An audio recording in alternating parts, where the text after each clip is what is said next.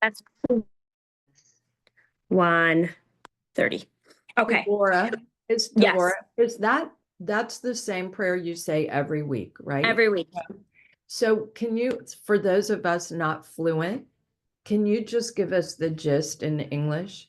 The gist is calling out to Hashem in all times, specifically times of sorrow, asking from the depths of our heart, that Hashem should hear our prayers, Hashem should hear our cries, that which is in our minds, that which is in our souls, our hearts.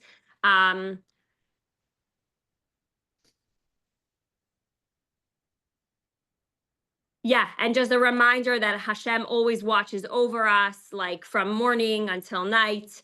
I'm just like translating it in my head. Thank you. And that Hashem always will end up saving the Jewish people. So this is kind of, Tehillim Kuf Lamed 130 has kind of become like a very common one to say, because it really covers all bases, you know, like there are specific chapters that are said for very specific things, but this really covers so much. The words of Tehillim, you know, where I was just teaching a few different classes about the power of words. The words of Tehillim are very powerful, just reading, just reciting the words. And it's just a beautiful way of connecting to Hashem and a way of expressing what David HaMelech, or King David, was able to express so long ago in all of his hardships, and always turning his hardships into a plea with Hashem, which is why Tehillim is so incredible. It's, you know, it's incredible to learn about the words of Tehillim and the value that they have just in reciting the very words. So that's the gist of it. You're welcome. It sounds like so popular that everybody sings. Which one? Yeah, Tov. This new one? Yeah. V'od Yoter Tov? Yeah. That's all over the place. The one, it's actually in the Bencher. I can't remember how to sing it. But anyway, I didn't know if that was the Tehillim also. But No, it's not. I'll find it out. Which song? Sing it. Everybody sings it. I wish I could. But it's not daily. What? It's not daily. If it's from benching, it's probably No, not. not from benching. It's in the Bencher.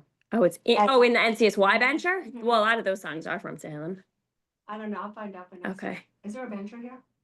No, probably not. There's a lot of- Oh, my God. It's like so I saw you from my ear. Oh, wow. Ooh, I want to hear what song that is. But this one, actually, Debbie, that you're talking about, V'od Yoter Tov, it's all over the place, but it's not like an ancient words. These are like modern texts that somebody put together, but it is really unbelievably powerful. Like the amount of like unity and singing and dancing around these words is like beyond, and like just yeah, and things. I was in New York and I saw Ishai Ribo. Nice. How was that? And it was amazing because the night, especially the night that we went to, it was a separation between men and women.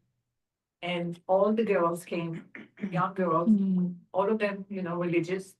They knew every word. There was more, to see them, it was more than to see him. Oh, wow. And it was amazing. 3,000 people was there. Wow. This is the Yishai Ribo concert. Yeah. I would love to go to one day. And It's like on it my was bucket list. amazing.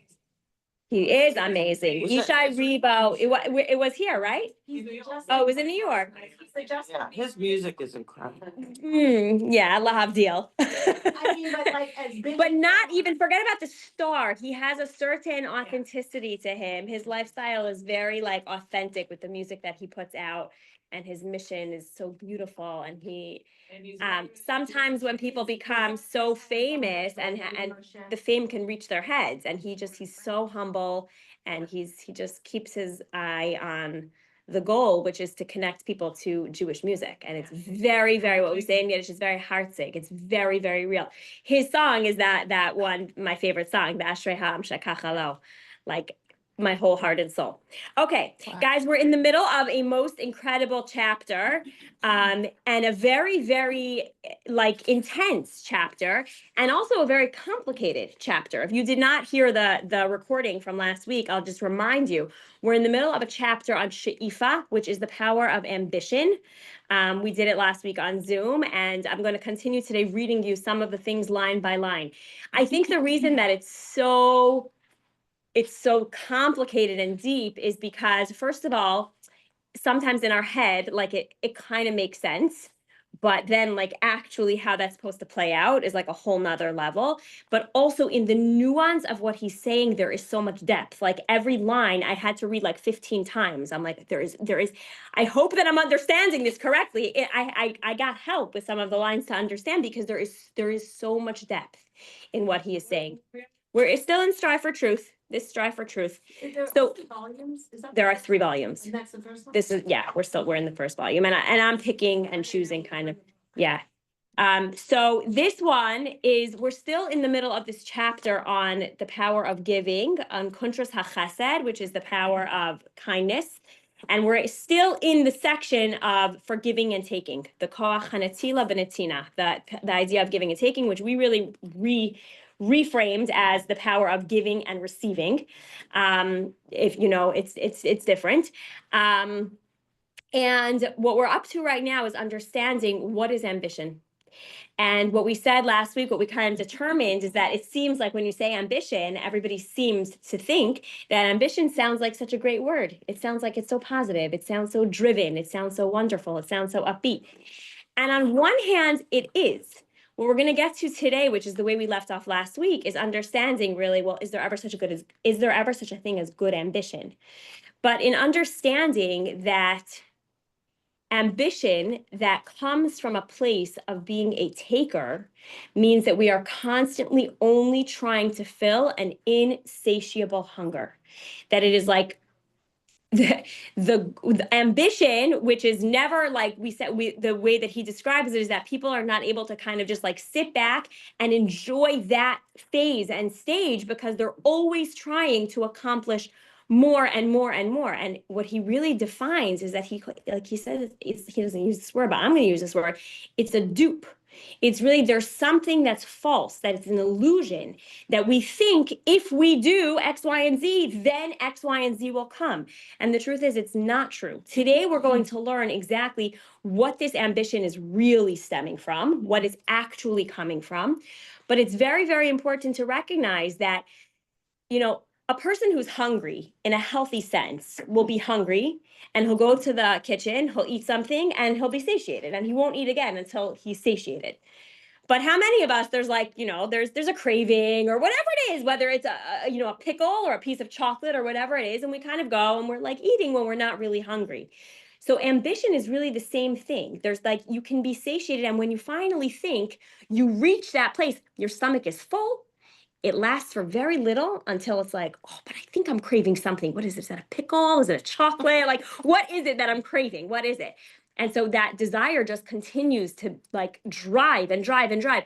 And a person can spend his entire life just running from one ambition to the next. Now, what Tammy said, you know, and I think it's very, very important, and this is the nuance of what he's saying. Today, we're going to define it in very specific terms, but you also can't just say like, and no ambition, because if we have no ambition to live, like what are we living for? So the question we really need to be asking over here is, what is supposed to be our drive?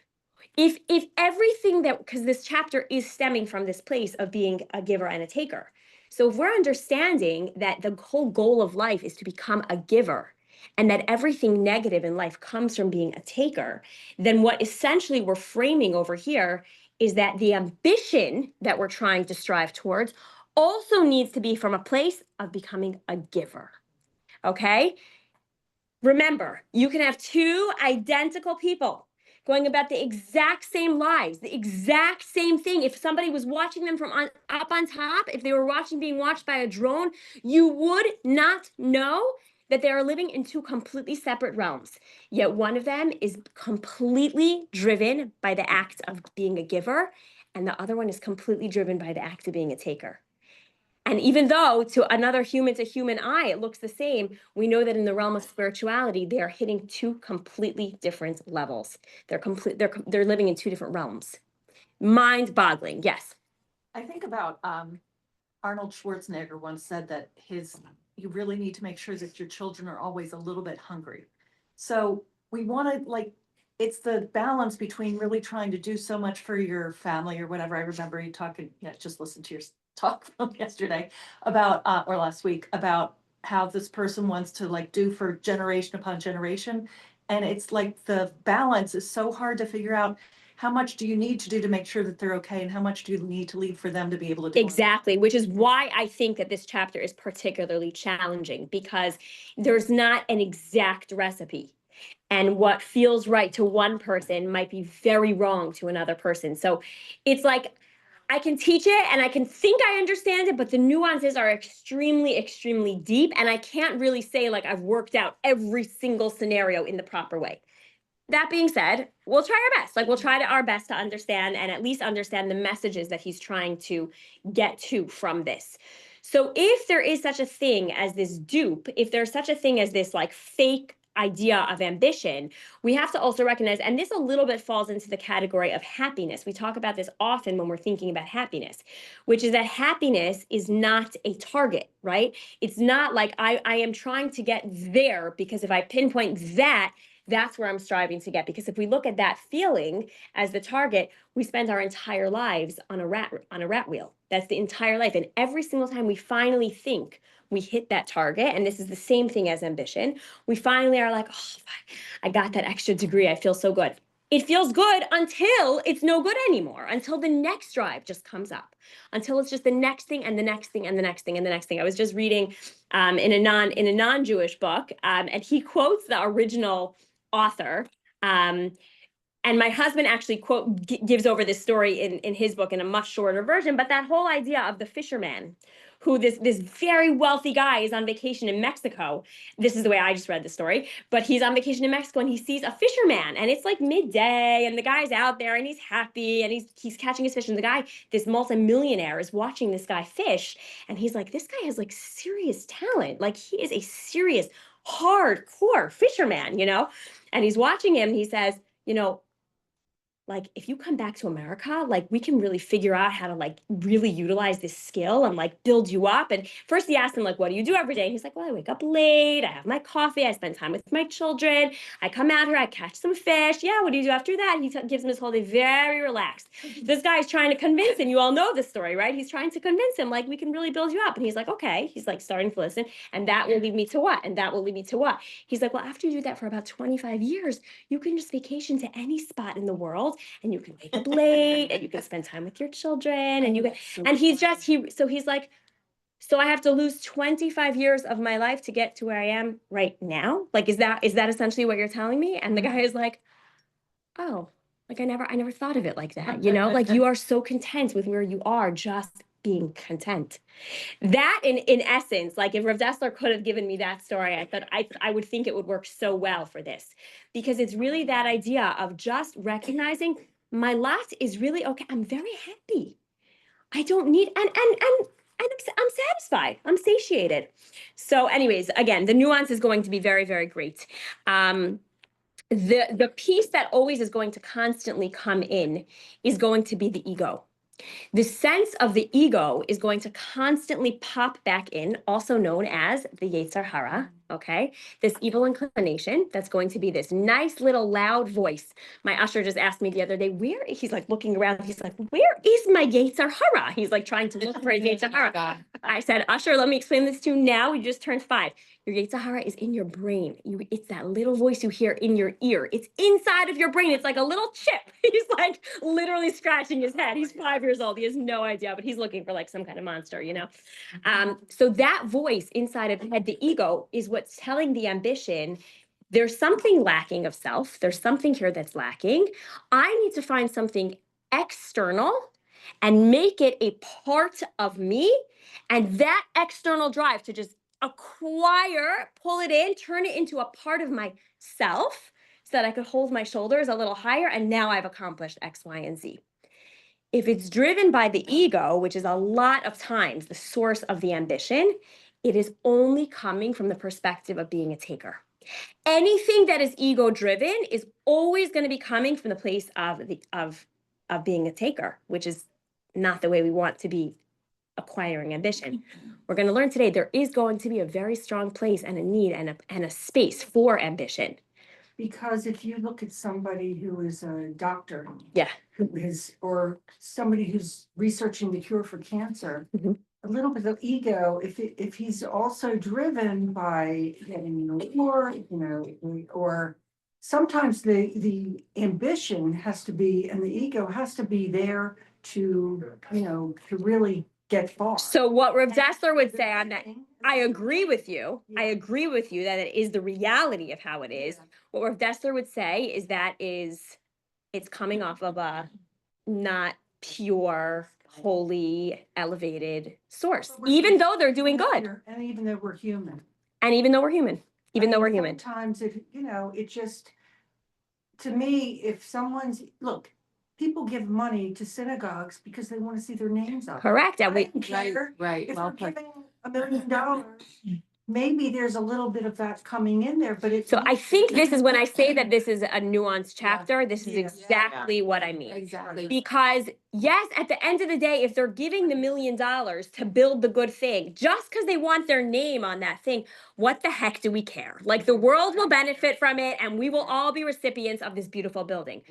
But from a spiritual soul perspective, it's tainted. It's tainted. It's not coming from the purest of forms. So again, you can say the result is the same, but from a soul perspective, it's not the same. It's not the same. And the goal in this life, and this is why this chapter, it's almost like heavy. Like my father is like, I'm like talking to him about this whole thing. He's like, "Ooh, you're teaching ambition." He's like, "Good luck." Like this is a hard one. And he meant it exactly in both ways. It's a hard one to teach and it's even a harder one to live by.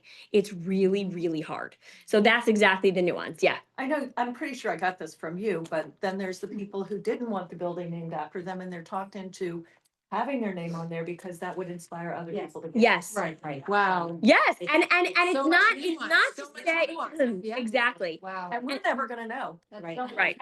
Exactly. Oh, you're right. You wouldn't know who's who. Yeah. Wow. We won't know who's who until after we pass away.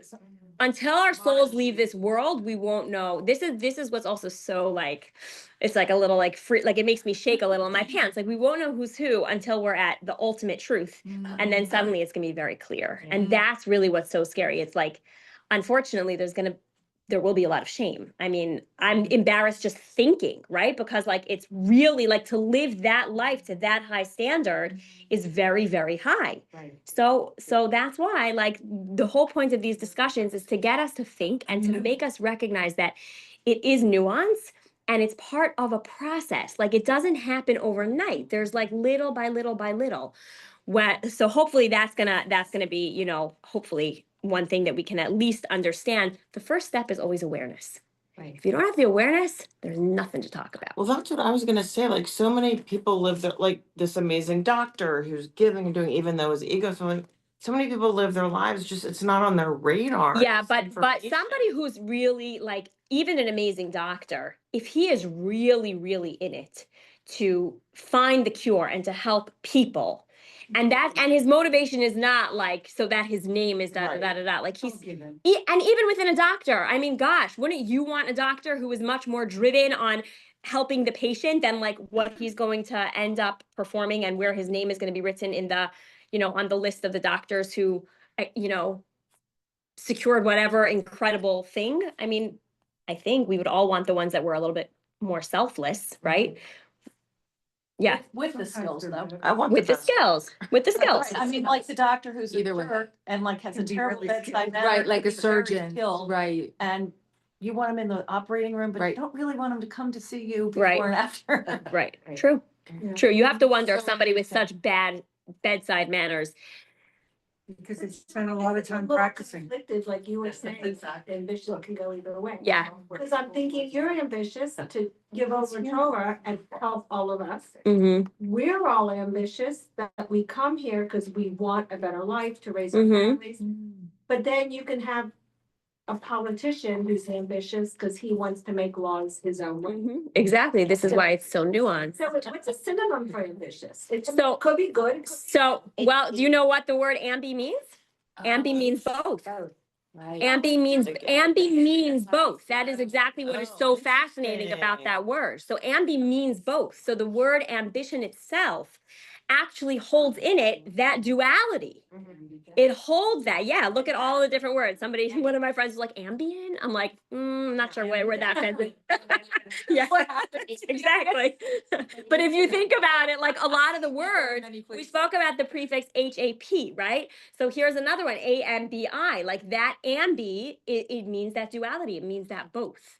Ambidextrous, exactly. Yeah. But it's a struggle. It means struggle. It means taking the time to say, whoa, where do I go with this? Do I, the stopgap? 100%. The pause. But what is the struggle? And this is what I believe the ambi is really referring to. Right. The s- That there's the whatever way you can go, that you choose to go, that at this point you have to go in your decision.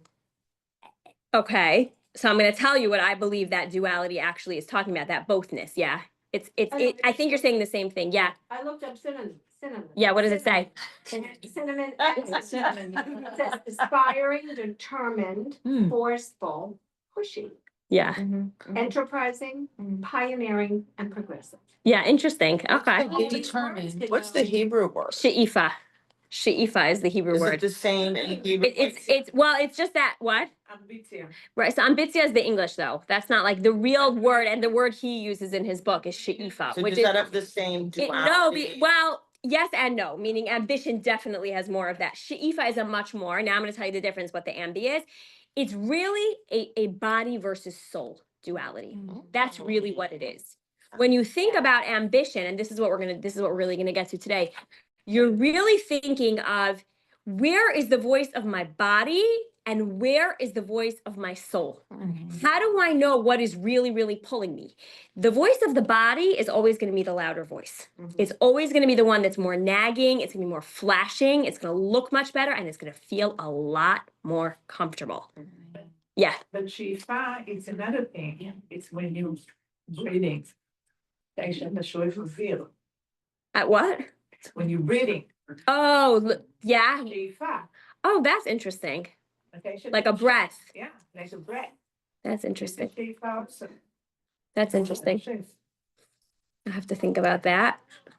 There for sure is something there. There for sure is something there. Right, exactly. Like it's filling that. Exactly. That's interesting. I have to write that down. 1 second, I gotta write that down. What, how do you say it? Sho'ef? Sho'ef. Sho'ef is to take a deep breath? I have to look that up. You're breathing. That's very interesting. Okay. Okay, and also just to remember, did you look something up, Lynn, that you wanted to say? No. I looked up ambi and it's from the Greek, from Latin, Ah, both. yeah.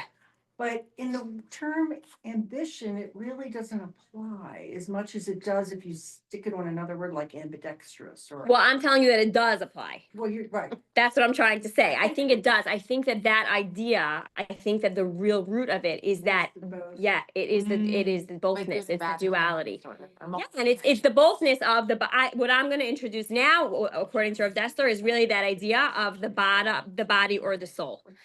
Any ambition that is based on being a taker will always leave somebody feeling unfulfilled.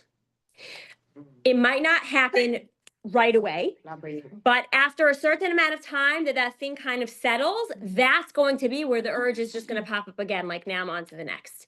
Anything that is really coming from a place of being a giver, it's going to settle much better. It's going to keep you fulfilled for much longer. And it might not have you constantly always looking for the next best. Now, this is all with one huge caveat, okay, which we haven't really gotten to there. If you're starting to think, you're going to realize that there's a big capital but, and that's going to have to do with the realm of all spirituality, which we're going to understand. We're going to understand that in a moment. We're going to understand what he says. But that is very, very important to recognize. A lot of what has to happen over here, the way I wrote it down, is that we have to learn to unmask the ego. We have to learn to literally peel back the layers and see what is really going on. What is this source? Where is it really coming from? Once we understand where the source is coming from, that again, that's the first step. You have to recognize, well, maybe this really is coming from a little bit of like a tainted like place. Maybe this is coming from a little bit of the ego. Then the next step is going to be, how do I make this into something that is a higher act? How do I make this into something that makes me more of a giver and makes me more selfless instead of being more selfish? Okay. So that is very, very important to think about. And I think most of those things we really mentioned last week. And this is just a way of concretizing that as well. Anytime that this is interesting, he says it in a way, anytime you feel this urge of like, I must, which again, we're not talking about in the spiritual realm. We're going to get to there in a minute, but caution. What is the need? Okay. If it's, I must go and save this poor person because they will be left homeless on the street if I don't drive down there tonight and go. Okay. We're not talking about that kind of I must. But if it's like, I must get that promotion. I must be able to get into that school. I must be able to get that dream job that I wanted. I must, right? I must get that bonus. That I must, that term is beware. Beware of that. What is that? When somebody says that, what is that coming from? Where is that I must? Because here is a very, very, very important piece that Rav Dessler speaks about and others speak about as well. When ambition is coming from the soul place, there is never going to be that I must, because there is a realization that if it doesn't happen, there's a greater divine plan.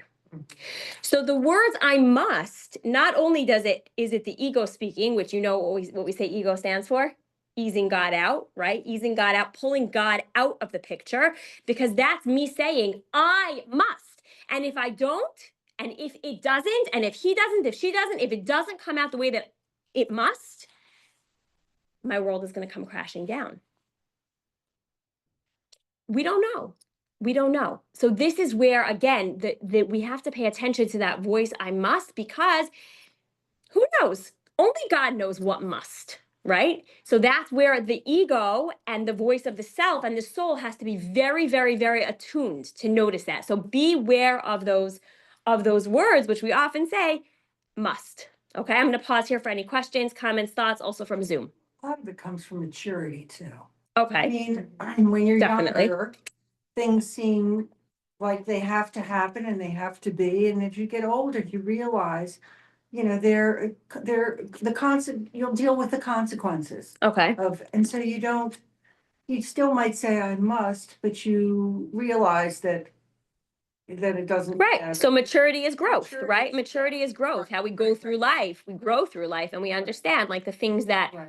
maybe I thought were so important. Now I realize the bigger picture. I realize like, how could I have said I must? How many of us, even I know I'm younger than you guys, but still, okay? But still, it doesn't matter. It's irrelevant. I can still look back and say the things in my last 40 years, how many things I thought I must. And like, come on, like they were not, I Have must. to get them into this preschool life. Yeah, the things that we say, the Sure. things that we think I must. So that is always recognizing where that I must is very, very important. It's like the professors tell the student, in your age, you're gonna run and kill in the battlefield for the target. In my age, I'm gonna wait till Oh, I remember target you will come to me. I remember you telling that to me. Yeah, yeah, So this is the difference between being young and old.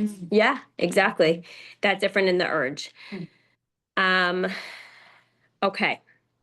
It's so interesting. I'm in the middle of this, it's really quite a mature book for my Daniela, who's 10, but I'm reading this Guardian of the Flames, which if you follow my husband's podcast, so this, our friend Hannah Cohen just wrote this incredible book on, it's like it's based on true facts, right? So it's all based on the Hanukkah story, but understanding what a hero looks like. And we have so little information on the Hanukkah era and who these people are. And I'm not going to lie, each chapter takes me so long because there's so many names and they're not like Joe and Bob. Like they're like, hard names to say and it takes so long. And even my brain, it's written for a teen. Forget about it. Daniela is like keeping me in check with all these details. But it really makes me think because this guy, who we haven't yet determined who he is, but this hero in this story, this guardian of the flame, talk about ambition. Like there is something inside of him that is constantly having him continuously put himself into these situations, these dangerous situations, because there is an inner drive to do the right thing.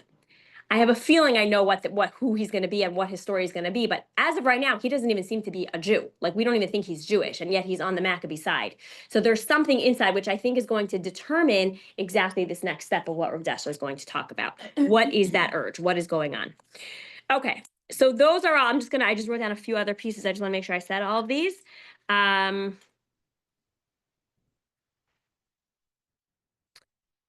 Okay, I think we did all of these. The ego is always lacking, no matter how much you fill it. I wrote down it's like empty calories, right? No matter how much you try to pour in, it's just like wasted calories, because if it's not coming from the right place, you're going to always have to feel like you have to do more. Okay. So we're now by author's note. This is where we left off last week, and this is what we're going to pick up on today. So if you're thinking, and all of this is resonating, you should have a big question, okay? You may well ask, why does the craver never gain satisfaction even when he obtains that which he craves? Why is that? Something profound and remarkable lies hidden here. We can see that craving is the urge to draw to oneself that which is now outside one. I explained some of these things already. We're just going to read his words. In this, it differs from a physiological urge, such as hunger, which is merely the experience of a need to fill one's stomach. This is a clearly defined and limited goal. On the other hand, anyone who is unfortunate enough to fall into the hands of the money drive, isn't that interesting? Is unfortunate enough, or other materialist craving, is not in need of anything known or defined. He is governed by a novel and artificially created urge to extend his domain. Artificially, it's like an artificial thing. It's not even real truth. To obtain that which is outside himself because it is outside of himself. He does not crave the object of desire because of any intrinsic value that it may possess, but simply because it is perceived as something beyond his reach. So when we said that the drive for that ambition it's really coming from a sense of self. It's coming from but anything that seems like it's beyond his reach, if we can now just reach it and pull it into our area of reach, then our sense of self becomes so much greater. You understand? Because now it was from the seemingly outside of ourself. Now it's part of ourself. It follows, and this is the best indication of the truth of our analysis, that as soon as he obtains the object of his desire, it has no longer of any interest to him. It no longer has the power to quench his desire. But when the person observes that his craving is not satisfied, he misinterprets this, and he imagines that he can satisfy his hunger by obtaining other things that are still beyond his reach. He therefore transfers his craving to them. It is well known that rich people usually desire money and are willing to sacrifice themselves for money more than most poor people. As our rabbis say, and I think I read you this quote, I think I quoted you this quote last week, Yesh lo mea, rotze matayim. He who has 100 will always want 200. He who has 200 will always want 400. There is no such thing as being satisfied. There is no such thing. Needless to say, he will be disappointed again. This does not hold true only with money lust. It applies with equal force to other material desires. There is a case, okay, he now is going to bring down a case. Well, I could read this. This is actually quite interesting. I'm going to read it to you. There is a case in the Gemara about a man. This has to do with infidelity, okay? There's a case in the Gemara about a man suspected of adultery who was hiding in the husband's house. The husband entered and was about to eat some food which had accidentally been poisoned by a snake's venom. When the man called out from his hiding space, this is like a good movie, right? Don't eat that! He's hiding, okay? He's hiding in the closet. He's about to be poisoned by the snake, and he's like, don't! Right? Slow motion over here. Okay, and thereby he saves the husband's life. This story is written in the Gemara. Rava concluded that he was certainly not guilty of adultery with the wife, for in that case, he would have allowed the husband to die. The Gemara then asks, is this not obvious? And it replies that we might have thought that the adulterer would prefer the husband to live so that the adulterer could savor the taste of the forbidden fruit. Stolen waters taste sweet. I heard oh my gosh, I heard the craziest thing about this. Okay, hold on one second. This is why Rabbi has to tell us his din, his judgment. Namely, that we ignore this suggestion interpretation and insist that that we have been given clear proof that the man was not an adulterer. But one might still ask, how is Rava so sure about this, right? So the case was somehow in his favor. Perhaps the suggested motive is the true one. The question is raised by Tosfos, and the reply is given that an adulterer would not know that stolen waters taste sweet, an answer which itself needs clarity. This whole explanation discussed above this is discussed in great detail in the Gemara. The person in the grip of desire does not know that the impetus of his desire comes merely from the temporary unattainability of the yearned for object, and that if only he were able to attain it without too much difficulty, it would lose all of its attraction. He's convinced that his happiness depends on his attaining this particular object, and that if he would only achieve his goal, he would be happily ever after. If only he would realize how deluded he was about this, he would soon cease his pursuit. So this really brings in a whole nother idea of this whole idea of forbidden waters in general. Things that are forbidden to us automatically are going to taste sweeter. It's just a little bit, again, a little bit of the nuance that leads us to understand when we're trying to achieve something, what is that motive coming from? Where is it coming from? Where is it stemming from? Okay, I want to get to the next chapter, which is really part of the same chapter. I'm trying to think if I should skip this part. I think I will. I'm going to skip it. I think you could write a book just on this subject, because it's. I can. There are books. There are books that are written. There are books that are written. It's tremendous. It's tremendous, tremendous. I think it's important to recognize, I'll just mention a couple things here that he mentions. In Kohelet, we are told, Hakol Havel Havalim. Vanities, everything is vanity of all vanities, okay? So Shlomo HaMelech, King Solomon, tells us that everything, Hakol Havel. Havel Havalim Hakol. Havel Havalim Hakol Havel. That's also Yishai Rebo. Everything is vanity. It's all for what? What is this all for? Okay? And that is really, really remarkable. Vanity is the desire for all of these like glorified goals that we sometimes forget that those are the ones outside of us that we're trying to make inside of us. Okay, so that's vanity. But if you live with this kind of idea that everything is available, Yeah. so what is the meaning of your life? Okay, so we're going to get there now, because there's going to be a whole section on what good ambitions is. But when we're talking about everything is all vanities, what are we talking about, ladies? What are we talking about? What is all vanities? Ego? Okay. The material Yeah. possessions? Yeah, it's all the things that have no spiritual worth. Everything that has nothing that is connected to any form of spirituality is Hakol Havel. It's nothingness. It's all nothingness. The goal of life is to marry the two, right? That's what we're striving to do.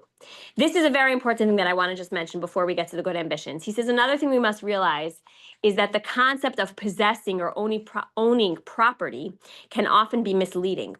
My property is not my own in the same way that my arms and my legs and my thoughts are my own. No one can ever own an outside object so that it becomes united with him and is part of him like his body, let alone his soul. The concept of ownership must be defined additionally. It means simply that certain objects are to be used by person X and are not to be taken by someone else without his permission. Wow, that really makes us feel like, what do we even own in this world? It goes ill with the person who yearns to attach himself to that to which is not possible to attach oneself. His desire can never be gratified, and he'll be left with nothing but pain. You know, this really makes me think of the fires. I was just thinking about the Yeah. fires. Yes. Because of all the loss and and people are saying, thank God I'm alive. Yes. And Suddenly you recognize what's really yours. Exactly. Reduced to simplicity. And I've heard people get on and say, you know, or seen quotes by people who have said things like, suddenly nothing matters anymore. The way he defines my body, my arms, my thoughts, certainly my soul, that's really the only thing that really is ours. And even our bodies are considered alone. They're considered alone from the Almighty. So it's really, really, it really makes us think about, like, it's this world is such an illusion. It is such an illusion. It's a happy note. Yeah, exactly. We're living. There's a kids on a kids tape that I listened to, but it's quoting from a Gemara, and it says we live in an upside down world. We live in a world that just things that seem important are really not important, and things that seem like they mean nothing mean everything. We live in an upside down world. I just want to read this thing, and then exactly, I was thinking exactly of the fire. It goes ill with the person who yearns to attach himself to that to which is not possible to attach oneself. His desire can never be gratified, and he'll be left with nothing but pain. Happy is the person whose desire is to increase the acquisitions of his true self, meaning his soul. Where does true happiness come from? A person who is trying to grow his soul. This is where we're heading. This is where he's going to go to in Good Ambitions. Nothing can prevent him from fulfilling his desire, and there's no force in the world that can ever deprive him from such acquisitions. He is happy and secure in the world, and this world, and in the next. So this is the beautiful transition into understanding that there has to be a place for good ambition. What is the purpose of life? So we can turn to Viktor Frankl for a moment, right? Who really gives over this whole idea that there is no purpose. If a person doesn't feel that they have real purpose, if there is no meaning to one's life, then why should one live? Why should one feel like it's important for them to live? It's only because of the purpose. Adrienne, whoever was at that Adrienne event, she told that story about the guy who was in jail, and they gave him this job that every single day he had to turn the thing, and he thought he was doing something to water. And he found out one day they were making him turn it for nothing all those days that he was in jail. He dropped dead. He died the second he found out, because he realized that the only thing that he was living for, the one job they had given him to create purpose and to water something, he was doing for literally dozens of years for nothing. That's messing with the human mind, which is really so connected to the human soul. The only thing in this world that makes sense, Rav Dessler is telling us and reminding us, is that any ambition that comes, any drive that we're supposed to have, has to be connected to spirituality.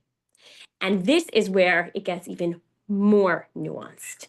This is where the nuance starts to become even more, the line becomes even more gray, because we can tend to very easily justify or rationalize certain things. And we can just very easily say, oh, but that is spiritual. Well, is it really spiritual? Is it really spiritual? Is that really coming from a very spiritual place? And that's where we need to all do our own digging and really question what that is. I believe that oftentimes the first step is to at least say, you know, I'm doing this, and it has the spiritual, I am connecting it to this spirituality. Anytime, I'm just going to give you the spoiler alert, what we're going to accomplish next time. And by the way, next week I am out of town. I haven't yet canceled class because I'm trying to figure out exactly what it's going to look like yet, but I'm out of town. My kids have break next week. So remember when we did that last class before in December, and I was like, I'm going to end up being gone. So next week, but I haven't canceled class yet. So just stay tuned for an email because I'm trying. Oh, she's going to be in Israel. We can cancel. I'm away the week after. You're away the week after. I went to class from Israel. Exactly. There you go. Tammy does plenty. Plenty. So in 2 weeks, we'll revisit this. But the idea is that the whole drive of a person, where does a person, is a person supposed to have that ambition? Where is a person supposed to have that drive? Is supposed to be in spiritual pursuits. And spoiler alert, even further, is that when, and we've said this before, but let this sink in now with all this background that we have about the power of ambition, is that when one does continuously feel this nagging, this like gnawing, you know, like those scratching claws on their door, when you're able to look into the spirituality, when you're able to see like, what is it that my soul is actually telling me? What is it that my soul is crying out for? That is really where the answer lies. Because until that is satiated, it's just going to be empty buckets. You're like pouring into empty buckets. It satiates you, empty calories. You're still hungry. You're still hungry. You're still hungry. Think what really, really makes him happy. And this is the power. When you fill up your enjoy from inside, doesn't matter what you do. I mean, you can teach. What if it makes me very happy to ski all day? Yeah, I should just spend my whole life skiing? Yeah. Hashem Yirachim. Chaval. Chaval that I'll die after 120 having spent my entire life skiing. That is not the answer. That's exactly what he's saying. A person can waste away their life. A person can literally waste away their life. You have to know, maybe if the happiness is coming. I'm talking about creation. I'm talking about creation. I'm talking about things that you really makes you happy. Not Yeah. Thing, because I just got a video about this guy that is blind. And he spoke like he was the Happiest person. Yes. Totally. Yeah. Totally. So it depends what you really want to do with you, your things that you love. Yes, yes, and maybe what you're saying is the same thing that I'm saying, except that if you're talking, if it's only physicality that fills that bucket of happiness. I'm talking about emotional. Okay, so as long as it's okay, so listen, I am the biggest advocate. I literally just finished a coaching session. I told you about trying to introduce this woman to we're still on the same thing, to more fun in her life. She sees nothing fun. Fun is very important. But if you notice, there is no word in the Torah for the word fun, okay? Because even fun has to be done purposeful.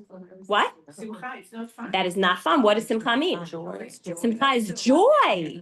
It's joy. It's deep fulfillment, deep satisfaction.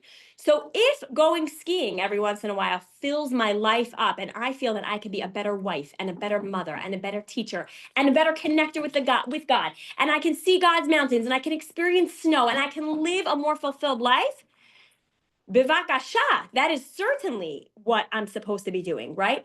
But if my life just becomes what makes me feel good? Well, how does this feel good? How does this feel good?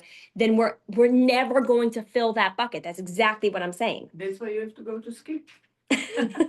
Okay, but Happy is a weird word because, happy is a very weird word. because you can be happy strung out on drugs. Yep, And that's certainly not good right, all the time. right. Just some of the time. But I like you say Happy New Year, and I always think that's like a bad way to say happy. Mm. Because happy, you have to have what's good for you and what gives you purpose. But then I was thinking, do you need to have Happy birthday is also, I don't even like the word happy birthday. He is very. Say it wait till I miss it. Nancy. I don't even like birthday. She said. Like, I don't even like the whole phrase, we're done. Oh my gosh. But do you have to have ambition to have purpose? Okay, so we're gonna see when we discover what positive ambition is, that the more ambition you have with spirituality, the better. Like the ambition can, if it's charged with spirituality and soul purpose, the sky is the limit. Like keep on growing, keep on filling, keep on giving. But if it's coming from the other place, there's no space for it at all. Yeah. That's what's so crazy. And that's where it is so delicate. It is so nuanced. And I think about my kids, like they're at that age where they're, in their early 20s and late 20s being, and I just think like, how am I gonna get this across to them now? Like, Yeah. if it's not on their radar. You mean to be? Yeah. No, For the right reason. for For the, the soul. yeah. I taught my children It's a great question. to make their habit as a profession. Yes, that is wonderful advice. Say that again? Your hobby Oh, your hobby. Oh. can be, But again, Sarah, Sounds if like you, spiritual. everything you're saying is true, but if it doesn't have spirituality attached to it, then you're back at square one. yeah, but you see, both of my sons are graphic designers. Believe me, they're very happy with the creation. Okay. And I'm not arguing that your children are happy. Yeah. But when we're defining what the depth of spiritual greatness is and where the most of our efforts should be put in, we're trying to understand that when it's connected to the spirituality to it, it becomes even more elevated. Yeah. I'm not saying that they're not happy, but I am saying that, or Rav Dessler is saying, The fleeting happy. the fleeting happy does not have the spirituality. Mm-hmm. The long happy. The way that you'll really know, and he says this in the opposite way, but the way that you'll really know that it really is soulful, fulfilling work is that you really will feel content. Right. You will really feel content Even because after you acquire. I mean, listen, there will be those who are going to be givers. They're only going to be content till they can give again. Right. You know what I'm saying? The people who are real givers pray for opportunities to give. They literally just look, their whole world is like, where do I give? Where do I give? I just want to give. And they'll never be, but it's a different gnawing than that empty like hunger that's really unsatiable. It's different. Yeah, I just feel like, And we're gonna have to learn how we differentiate. Yeah. I don't know, I just feel like in the world I live, most people, this is not on their radar. Right. And It's so- maturity, too. I was just It's gonna like- say, it's who you associate with. I think. Right, and so it's Well, just like, I feel like we need to like, company you keep. Has But a lot of also, Word. when you're talking about the word kids, How do we get the word out? 20s, they have certain ambitions. right, Over a few years, they focus, and a lot of times they set, like my daughter, my middle one, has certain ambitions, and she started to volunteer at the Mhm. JCC. Then she started to fit things in. A lot of times at the very beginning, they're very Sure. focused, and they can't settle. And they still have those needs to help or to do whatever else, but they're focused on Right. getting, to I a place guess- where they can It's a settle. very different decade. I see. Yeah. yeah, I just feel like they're 12-year-olds and missing 20-year-olds. living life in a deeper way, I think. I mean, I look at what's going on, even the decision for people to have children, right? It's the age that people are starting to have children is becoming later and later and later in life. Why? Because they're forgetting we have to have me time. We have to first fill up ourselves. We have to have time to explore. We have to have time They to travel. have Like the money. we have to have money first. We have to all the things have to and in some worlds maybe it feels like a responsible thing from a spiritual perspective. Right. We were put here. The first commandment that was given to Adam and Eve was Peru Uravu, was to actually let's actually create more people in this world because that's the goal, to make the world a more beautiful place by bringing more humans into this world. Like that is the goal. But yes, we live in a world where it's Yeah, not so it's just. the like, I'm secular really world doesn't struggling value with it as much. It's very hard. It's very, very hard. They do Just come to- around though. Have They you do. think about- Yeah, and they, I guess my point is like, yes, they are good people and they do good things. It's not like spiritual. My daughter's more spiritual, but like what you're saying, I think is so deep. And when you do that, you're living life in a deeper, more, I don't know, Yeah. fulfilling way. So I think always, every time that anyone asks me, like, how do we for us, someone else, always the answer is going to be, we can't control other people. Mhm. The only thing we can do is just, we fill our buckets in a way that feels meaningful to us. We continue to pour in spiritually. We become the role models and you show them that life. It's really the only way. You really can't necessarily, It's what you Show, do, right, not what you say. Yeah. you can't control other true. people. Yeah, we can't. And so it's just, Yeah, Have your Yeah. kids done birth rate? they're older. I mean, How old? 28, To 30. 26. I think you can go to 28. twenty. They have not. 27, Uh, or maybe it's I 27. thought they. yes, lowered it. Valerie. There are other things.